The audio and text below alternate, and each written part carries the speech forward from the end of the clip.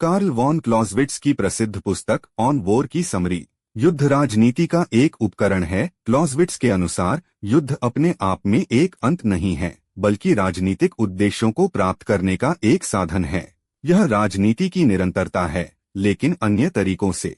त्रिमूर्ति Trinity उन्होंने युद्ध की प्रकृति को तीन प्रमुख शक्तियों के बीच जटिल अंतःक्रिया के रूप में वर्णित किया। लोगों का जुनून, शत्रुता और हिंसा की भावनाएं जो जनसंख्या में मौजूद होती हैं। सेनापति और उसकी सेना की प्रतिभा, सैन्य नेतृत्व की कौशल और रणनीति। सरकार का तर्क, राजनीतिक उद्देश्य और युद्ध को निर्देशित करने वाली नीतियां।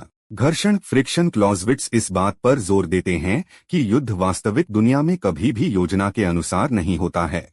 अप्रत्याशित परिस्थितियां, गलतियां और अस्पष्ट जानकारी घर्षण पैदा करती हैं, जो सैन्य अभियानों को बाधित करती हैं।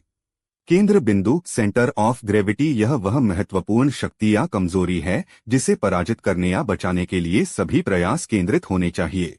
यह दुश्मन की सेना, उसकी राजधानी या उसके सार्वजनिक राय कुछ भी हो सकता है।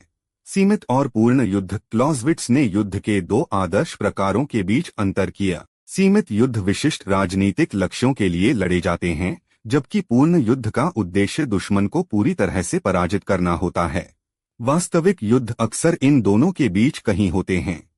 रक्षा की श्रेष्ठता। उनका मानना था कि आमतौर पर रक्षा आक्रमण की तुलना में एक मजबूत रूप है, लेकिन निर्णायक जीत हासिल करने के लिए आक्रमण आवश्यक हो सकता है।